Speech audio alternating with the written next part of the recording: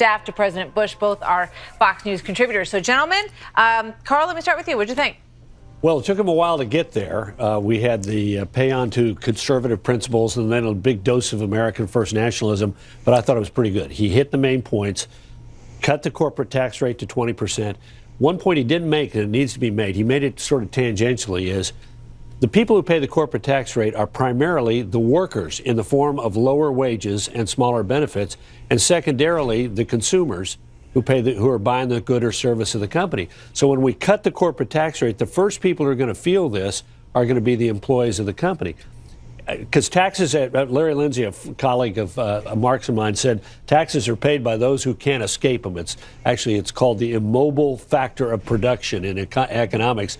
But workers can't escape the fact that their companies are getting taxed. Then he talked about repatriation. Right. The idea that, think about it, we're the only major industrialized country in the world that taxes the foreign profits of companies headquartered in it twice.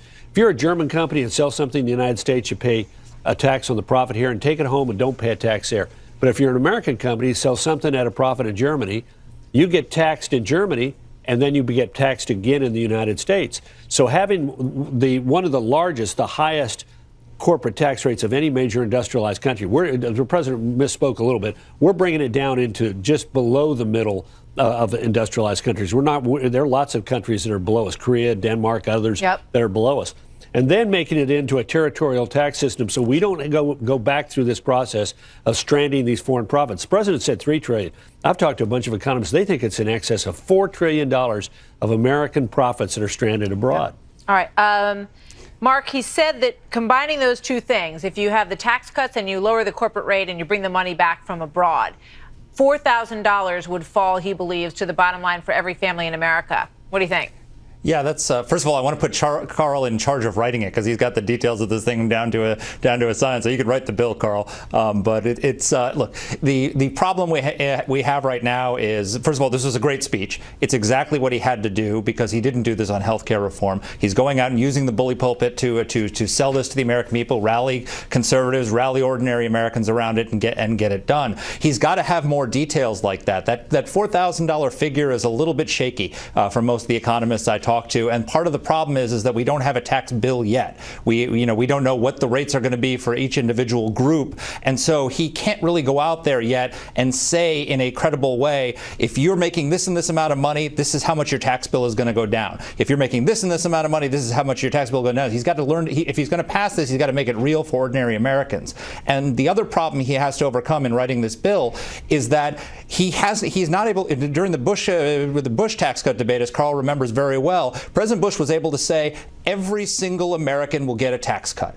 And that's not true yet of this bill. Maybe you had Mnuchin and some of these, Cohen, I'm sorry, rather, going out there saying, well, if you're in the middle class, some people might have a little bit of a tax increase. That's not going to work. You have to get a tax bill that cuts taxes for every single American, and no one can argue with that, and that's a winning sale. Part of the issue here is that some loopholes would go away, and when you look at the doubling of the child tax credit and the standard deduction and all of that, some people it may come out to not benefit. Carl, when you put a number on that, you say every family is going to get $4,000. If your family doesn't get $4,000, I mean, that's politically difficult, right? Yeah. Well, they said on average.